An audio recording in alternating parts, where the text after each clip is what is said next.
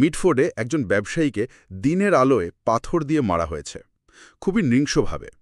হত্যার পর লাশের ওপর লাফিয়েও নাকি ওঠা হয়েছে।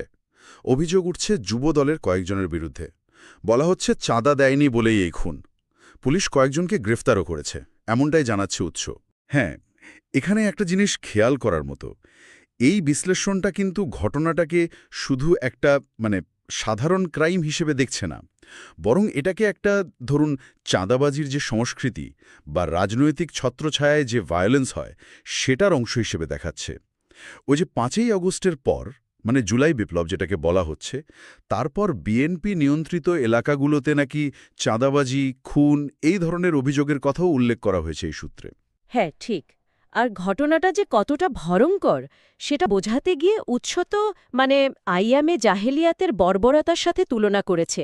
এমনকি ২০০৬ সালে